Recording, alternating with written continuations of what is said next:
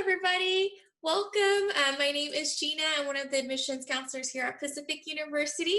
I see mostly familiar names. I'm very excited to welcome you guys back to our Lunch with the Boxer session. Today, I'm very excited. We have our professor, Dr. Rebecca Concepcion from our natural sciences, and she's here to talk a little bit about the program and answer any questions that you guys have. Again, it's going to be Rebecca kind of introducing herself as well as the department. If you have any questions throughout the session, please feel free to add it in that Zoom group chat session, and then we'll go ahead and read aloud the questions for her, and so that way we can get those questions answered. At the bottom of the screen there, if you hover over it, there is a little chat bubble, and so you can just click on that, and that's going to be the window that you can send your questions to. If you're feeling a little bit shy, feel free to direct the questions to me, and I'll read them out loud privately. And my name is Gina Lee. You can see I'm listed as the host there.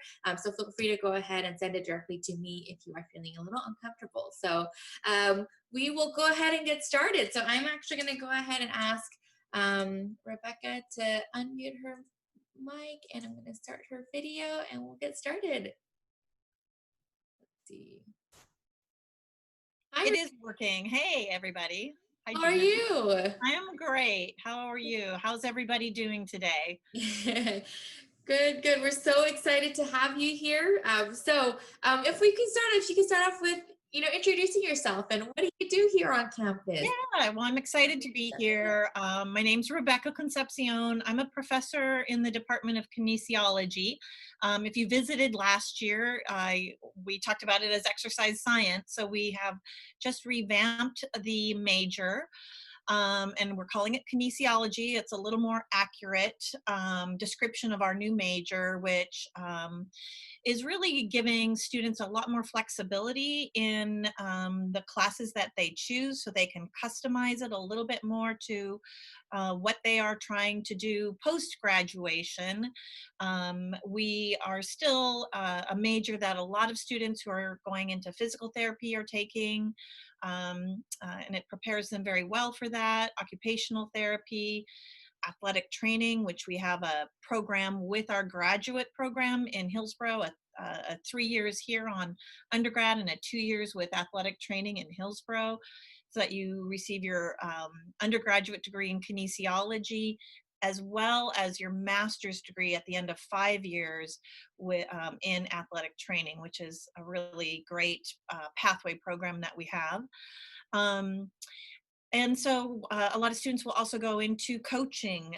Some may want to go and become athletic directors or work in sports, professional sports as well, or fitness industry. So the new major that we're rolling out and starting this fall will really give you a little more ability to customize. So in the area of sports psychology and health behaviors, I study health behaviors and how to keep people active and what are some of the barriers to that. But I also serve as the director for natural sciences. So that is inclusive of lots of programs: biology, bioinformatics, which is kind of a combination of biology and computer science. Very interesting medical field. Chemistry is another major. Computer science. We are started last year a new major in data science as well. We also have several tracks in environmental studies. One in particular that leads to pharmacy and pharmacy graduate programs, which I'm happy to talk about. We also have math and physics, which can also lead into engineering, and then various specialized tracks with either concentrations in any of those areas or some of the minors. We also have a minor right now in outdoor leadership, which is very exciting. And we are looking to propose that as a new major, outdoor leadership. We'll propose that next year and be able to start that in 2021. as well as a new major in sport leadership and management, which I'm super excited about because being from the field of kinesiology and exercise science, sport management and how to run an athletic department, how to work in professional sports, sports communication, that is a field I'm very interested in myself. And we have a lot of students wanting to go that direction. So I'm really excited that we're going to set up this new major. So that's a little bit about me and what I do on campus. I'm actually here in my campus office today, and have been working on getting ready for fall with other school directors and some of our facilities teammates here. So it's really been fun to be on campus and thinking about fall. I just can't wait to see all of you and the staff and faculty, all the admissions folks we work with. It's quite a tight family here. We miss each other. Zoom isn't quite the connectedness that we'd like to have, but it's great that we can do this. So I guess I just open it up to your questions at this point, and you guys lead me what you want to talk about. Awesome. Thank you. Yeah. Really excited about that sports management program. We had so many students that are interested in that. So I'm actually excited with you too. Perfect. So Rebecca, one of the first questions that we got is they kind of want to hear about the pathway. The question was pretty general. So Yeah. maybe if you can expand on what these pathways are at Pacific Sure. and how do students get into it? Yeah, for sure. So there are several of them. I think it's a really important topic for us to spend some time on today. So I'm glad for the question. So we have a number of pathways. Essentially, a pathway is kind of a relationship or connection with another program in another school. And we have worked out an agreement whereby students will take a certain pathway or set of classes program in the undergraduate school here in Forest Grove, and then they will meet those requirements, and then they're able to either directly take it to the graduate degree program or have an opportunity to interview and jump through a few hoops as a result of being part of that pathway. So I'm going to talk about a couple of them more specifically. One that's very interesting to a lot of students, not just kinesiology students, but students from a variety of majors, is called the Advantage Program. And that is a program that is designed for any major on campus, but for people who want to go into the health professions in our graduate program. So Pacific has, multiple health professions graduate programs: physical therapy, occupational therapy, athletic training, which I mentioned, pharmacy, optometry, and several others, right? And so the Advantage program that they take, undergraduate students would take here on campus in Forest Grove, is a series of 3 classes, one credit class in their freshman year. So it's like 1 hour a week to introduce them to what all the different health professions are, what do they look like, what do people do in that, what are the degree requirements, what does grad school look like, what do you have to do as an undergrad. And that's kind of 1 credit your freshman year. And then in your sophomore year, there's another 1 credit class then that kind of helps you start to refine like your resume, interview skills, some of those things that kind of just starts to shape you as a professional and helps you identify which direction you want to go. And then your junior year, it's another 1 credit class, and you're doing practice interviews, you're touring the grad programs, and you're even more developing your professional graduate self, right? And it's really kind of like an advising program. Now, in order to keep going in that Advantage program, you also have to maintain your GPA, your grades, while you're here, right? Because the grad programs will require those GPAs to be met, and they'll require that you have certain coursework completed at a high level, B's or A's, and they in some cases require that you've done some observation hours, right? Where you're working beside a PT or observing them or an occupational therapist and such. So it's not just being in that class, but it's kind of hitting all the marks, but that class really helps you meet those goals. And so at the end of that, if you've also maintained your GPA, et cetera, then you are promised an interview to go into those grad programs. And why is getting an interview a big deal? It's really a big deal because you have skipped a lot of steps that people who are not in that program have to meet. Um, when you look at the physical therapy program, for example, they take about 42 students a year. The applicants are 1,000 or 1,200. Those applications are sorted through and they create this little group that they'll interview, right? And they're going to find reasons not, to select that group, that smaller group that they're going to interview. And then you interview, and then you may be part of that 40 or 42 that get accepted.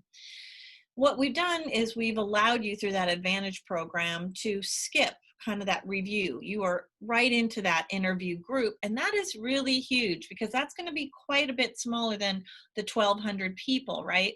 And you're going to be really, really well prepared. And so I would say it's not just that Advantage program, but what also helps you be competitive. And I think a lot about how to make my students competitive. And I think and in a way that they are successful, right? We're interested in our students being successful. My lights went off. I guess they'll just be off. But we want you to have the skills, right, to be a very successful grad student too. And so it's the coursework as well.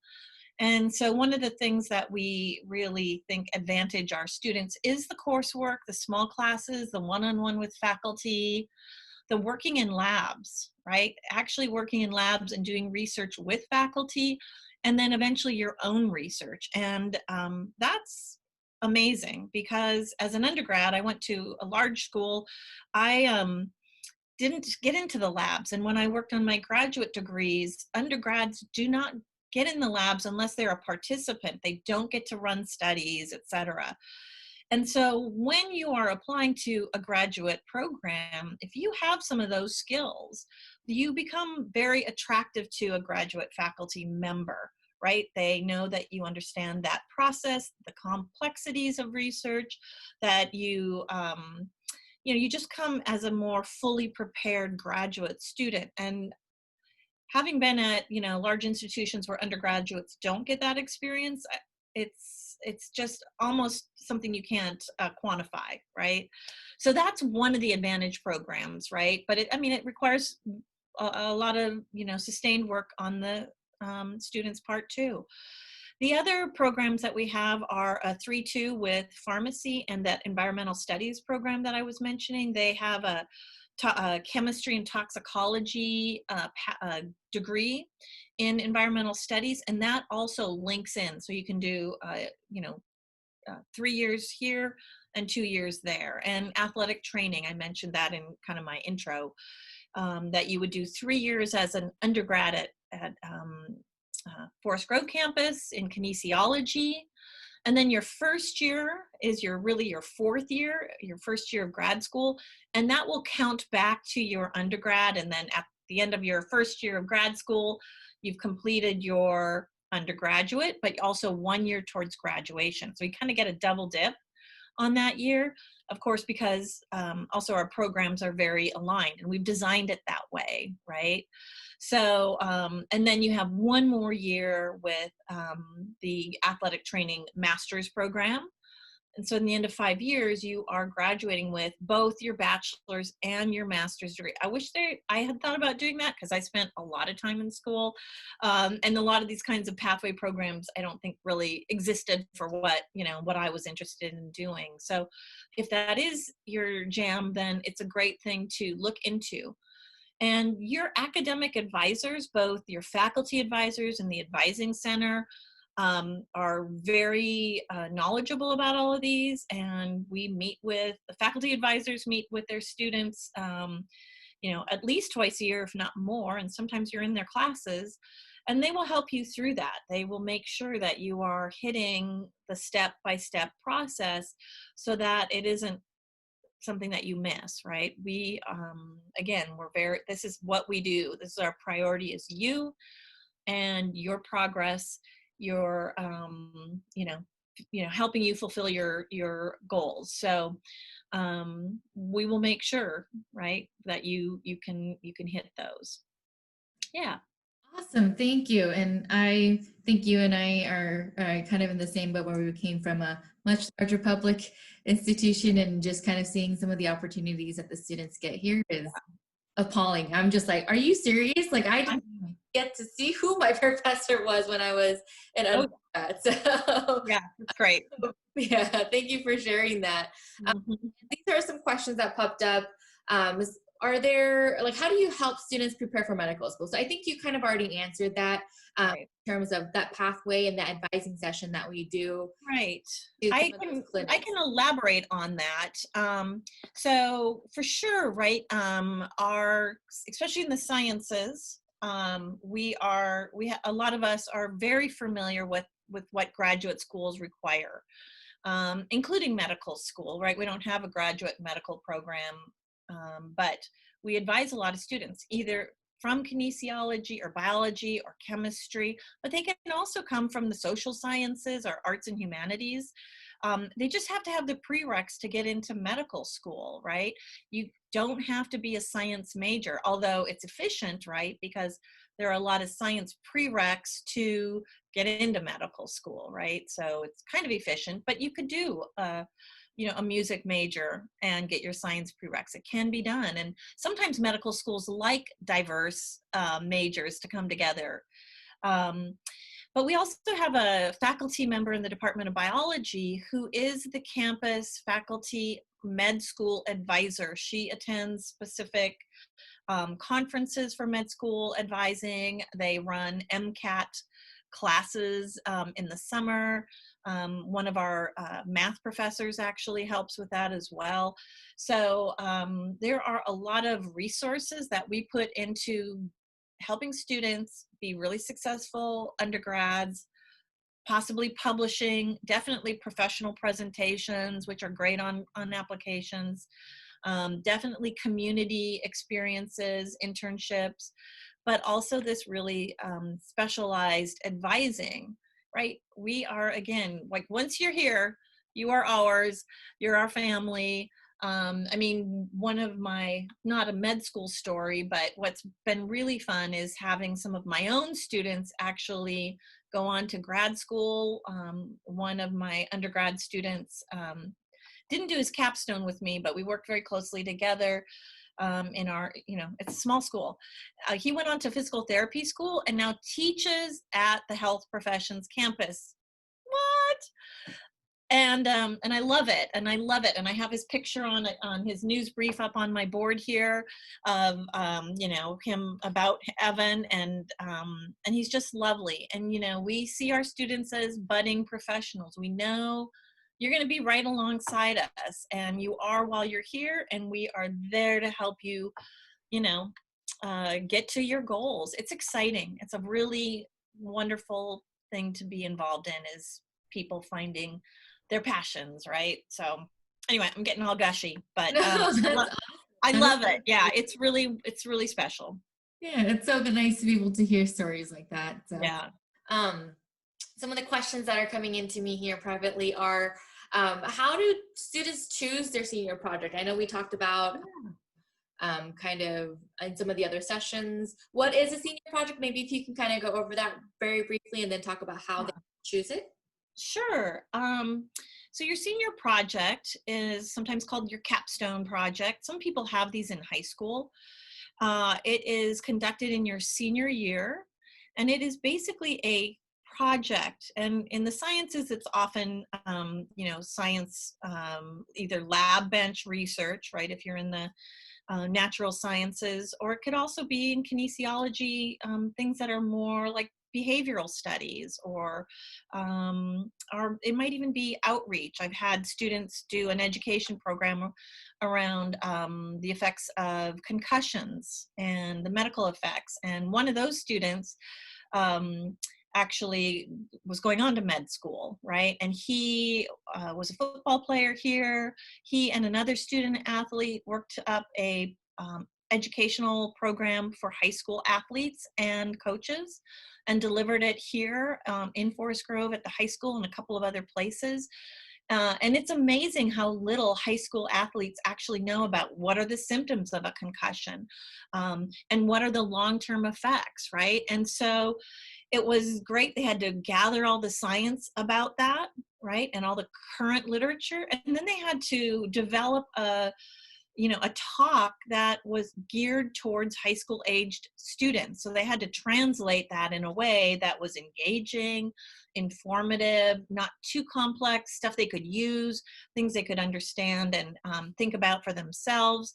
And so that was their senior project or their capstone. And I think they learned so much from that, not only from just doing all the research about concussions, but this outreach piece and what are the challenges of delivering that. So that's where, when I was talking about grad schools and the competitive nature of having had those kinds of experiences at Pacific, to be able to talk about that while you're interviewing for med school for him, I think will be incredible, right?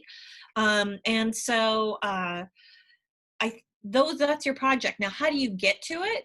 It is a process, right? It's a process that might start your very first semester here, where you have a class and it lights a light bulb for you and you think, wow, I wonder how that really works, right? Or and you have a series of questions that you kind of wrestle with about a topic, and as you take more coursework in a given area, it might help you understand that a little better. And then by the time you're a junior, when you're thinking about, well, what am I going to do in my senior year, because we start talking about it in your junior year, you might go, hey, that class I took my sophomore year or whatever, I'm really interested how this X affects this other issue. I'm really interested why, right? And how would those work together? And so with your faculty member, it's a one-on-one, or maybe there's a couple of students who want to work on a project like the concussion education program I mentioned. You'll put that project together and you'll try to, you'll work with your faculty member. It's really amazing. Like, I love research and I love it with students because I've had more unique ideas from students than what I can just do on my own, right? Like, I love the interaction with others and other researchers, and they're the researchers, right? If I can give you one other example, we have time for one other Yeah, example. absolutely. I love this one. I love this project. I love to talk about this one because this student of mine was a football player here. And he, as a high schooler, was a football player. He got recruited into wrestling, and he talked about how wrestling was a really different state of mind. And his first wrestling match, it really was a mess because he kind of went in there with the mentality of a football player, like just mow him down, where he needed to be kind of a little bit more subdued, I think, and more in his head. And his coach really did a great job, his wrestling coach, and said, listen, let's talk about the mindset. So I'm a sports psychologist by training. And so he did a study looking at different kinds of athletes and their mindsets, and how that affects performance. And that was actually accepted at an international conference, which we presented at. So I love it because that rooted all the way back to his high school athletics experience, right? And he was in my sports psychology course, and he said, hey, I'm thinking about, and I was like, oh my God, we got to do that. So, and then it went to an international conference. So that's how you come up with it. It's what is tickling your brain and you just want to know more about, right? So it can be a lot of different things. And that's really, it's scary to students. They're sometimes really worried about it, Mm-hmm. but we know they'll get there, and they're not doing it alone. Mm-hmm. Yeah. That's amazing. In an international conference. I That's know. and some of the questions that have been coming in, I know you spoke a little bit about clinics. So there's a few questions about these clinics is, are there opportunities for students to volunteer as an incoming freshman? And how will they find these clinics, and are they on, Yeah. off campus? hmm So there are a number of volunteer opportunities for sure. Clinics per se, probably not your freshman year, but certainly in terms of working alongside faculty member as a freshman. If you're in a class and you've got a faculty member, we usually talk about our research in classes because it gives students a real tangible idea, right, about how things work. And, that's the time to go up to that faculty member and say, wow, I'm really interested in what you were talking about here. I wonder if there's a time where I could come into the lab when you're working in the lab on that project, or communicating with this group or this clinic group. I wonder if that's something I could be involved in, right? And they'll find ways for you to do that, or baby steps into that, right?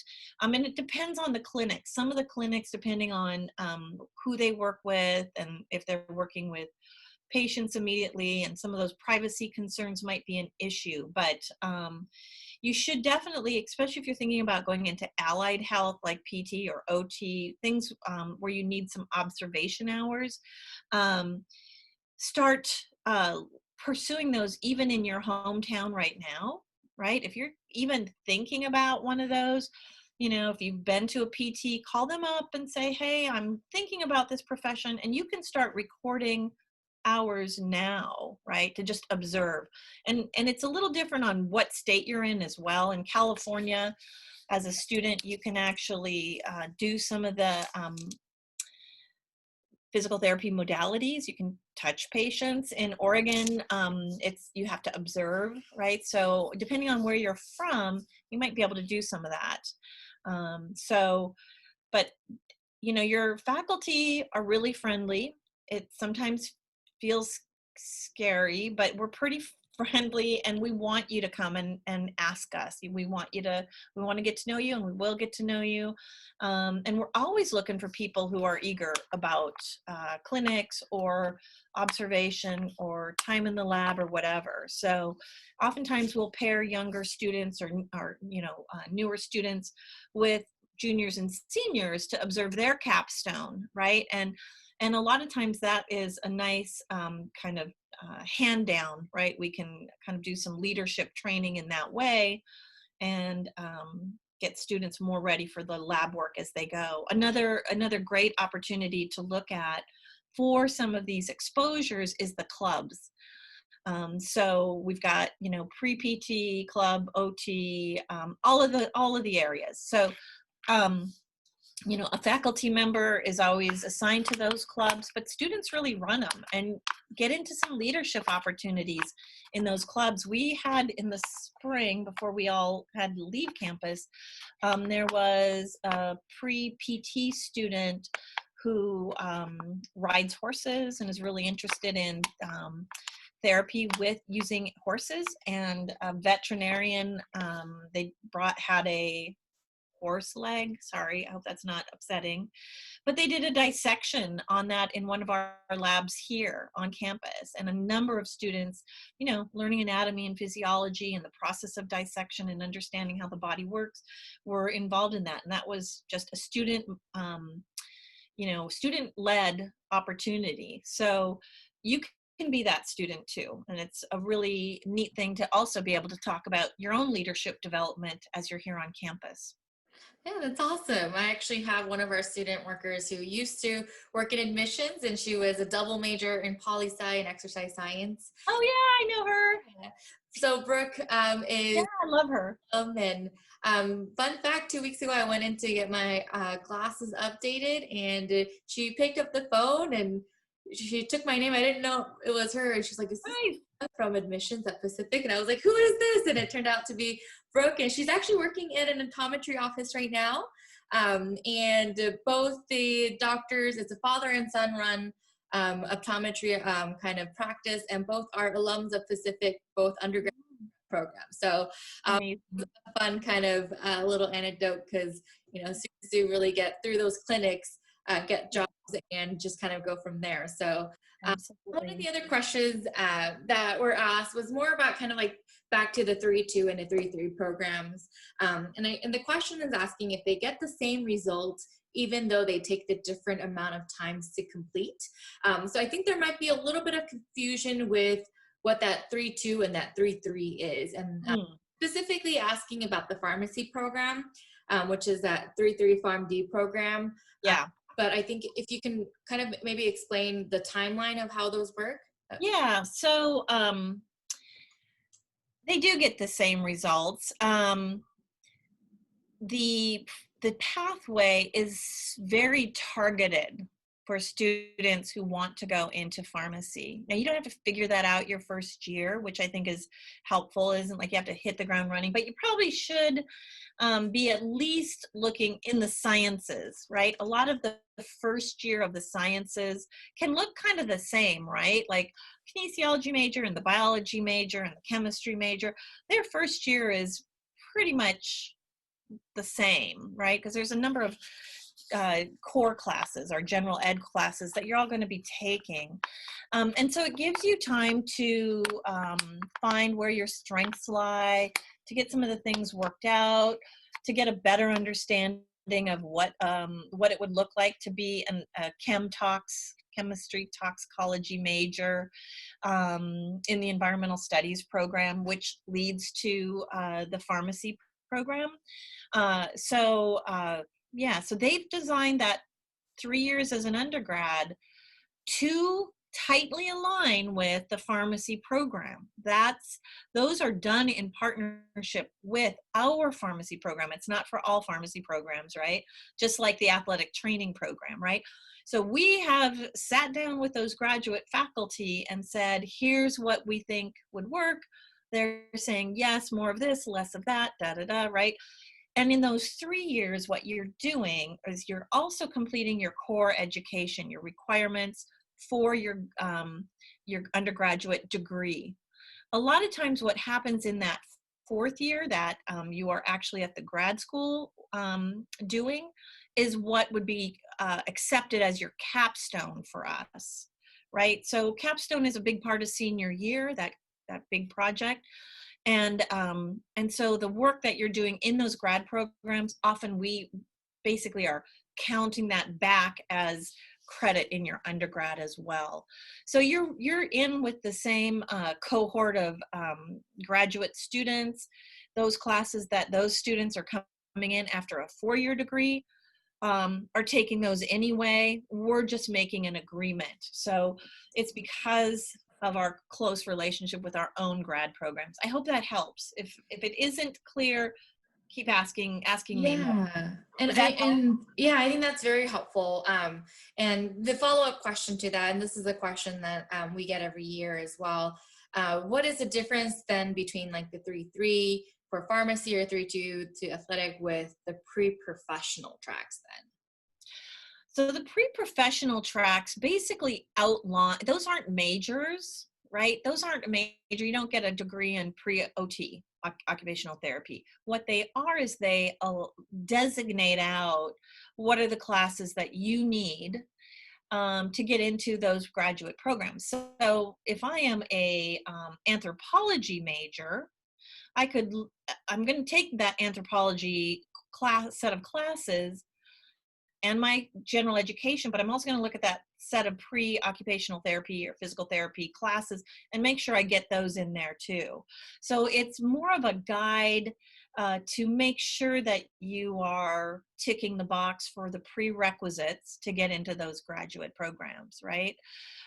So that's what it's for. You'd still get an anthropology degree or a biology degree or a chemistry degree, and then move into the grad programs. Does that make sense?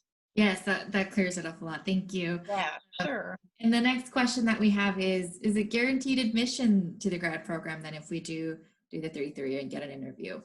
I wish. Yeah. So it isn't, right? We can't do that. And that's why, right, we think we make students competitive here and elsewhere. I mean, a lot of those students who've gone through those advantage programs or and such have really refined their abilities to interview, to present themselves in a certain way, to be sure they have the prereqs, but they've also had the liberal arts education that allows them to talk to anybody, right? To write well, to write in their field very well, so that when they are interviewing at other schools as well, they're often likely to have multiple schools that they are being offered. And that happens very often, right? And it's kind of interesting from an advisor standpoint because, I had, a couple of students that were my advisees, capstone students actually, who had multiple offers for grad programs. And they were kind of waiting to hear on this school before they decided to accept on this school. If they get accepted in, school A, then that was going to be their first choice, right? And so they're kind of having to juggle options. Certainly that's not for every student. Some students don't get in the first year. It's very competitive, as you can see, right? Like that example where I talked about 1,200 applicants for 42 seats. It's competitive across the country. But we do feel we prepare students very competitively, and grades are important. Extracurricular is important. I think a liberal arts education that we do at Pacific is really key, because you need to be able to think about problems. You need from a variety of perspectives.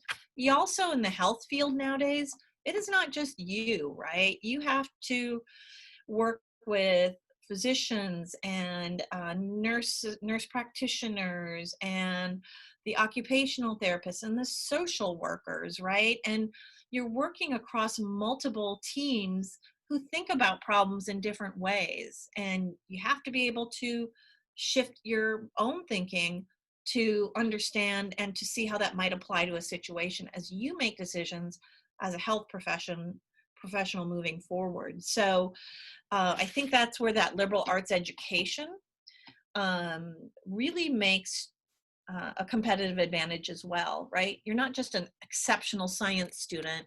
You're like well-rounded. You're a Renaissance woman, man, person, right? You can do that, and that's why we strongly continue to make sure that even in the sciences that those liberal arts values are part of it, right?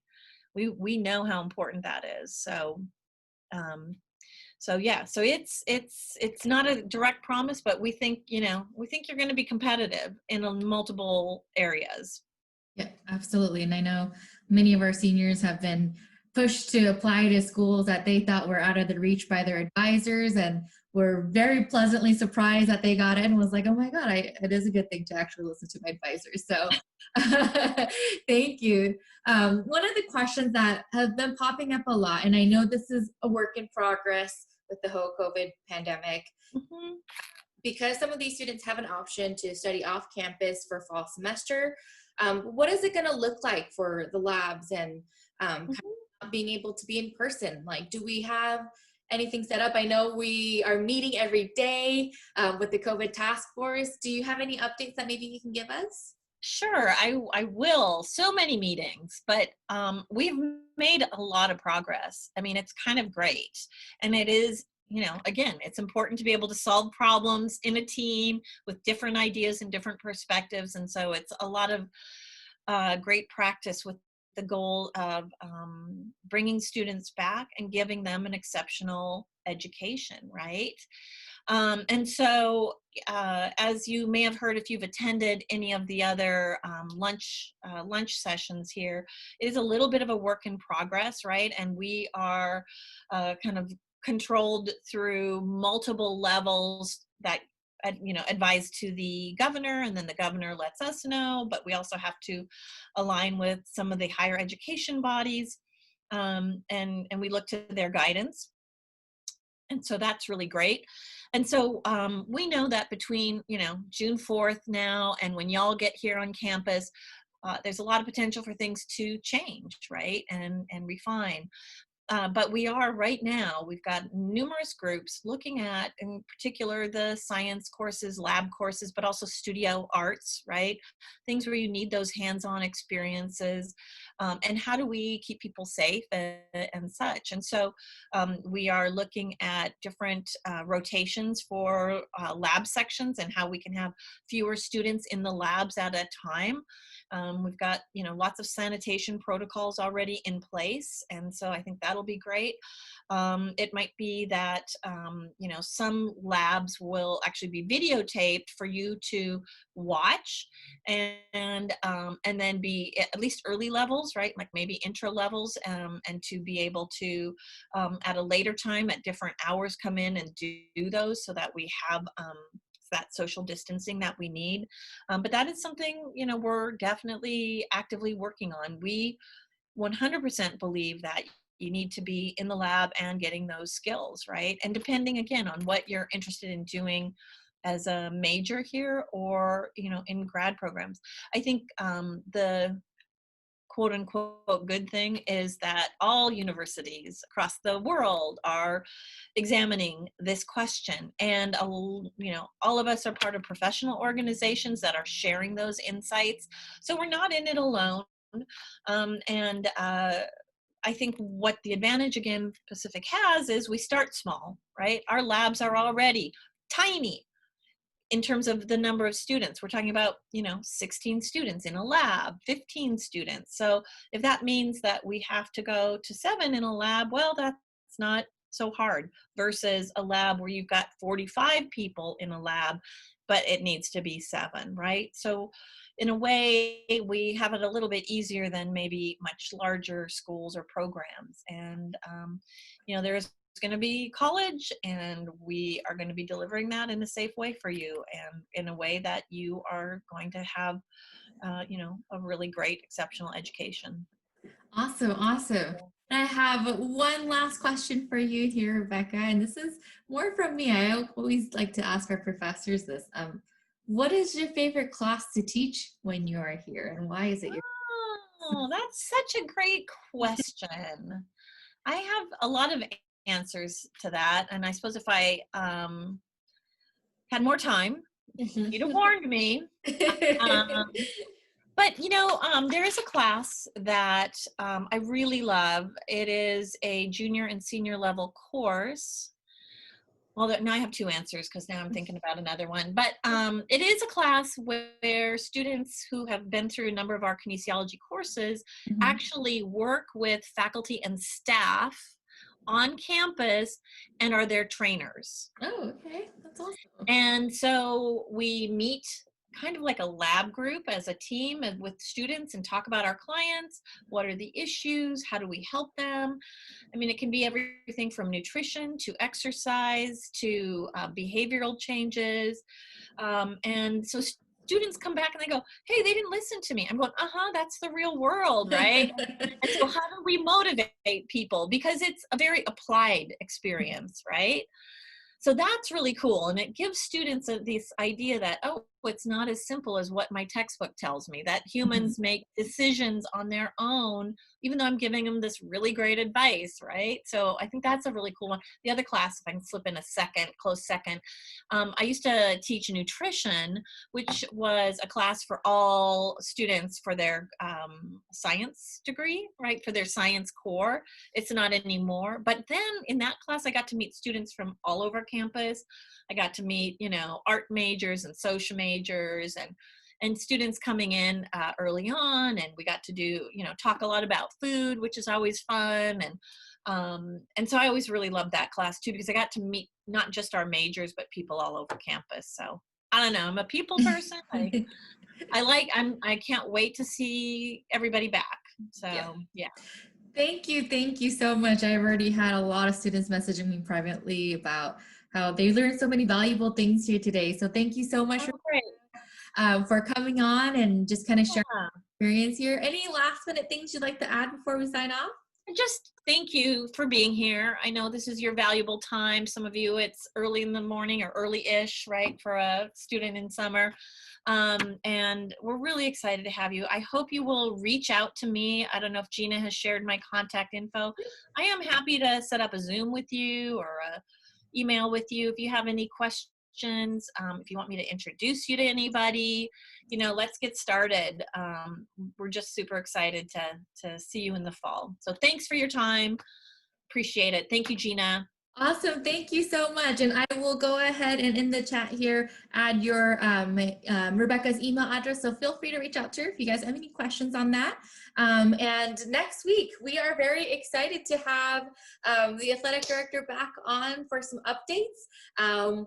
Hopefully we'll have some more information about what's going to happen in the fall in regards to sports. And I know we have a lot of students who are interested in exercise science because of their sports background. And so I thought that was a nice little tie-in I just realized right now. So Coach Buckley's going to be back here with us next week for our lunch with a boxer session.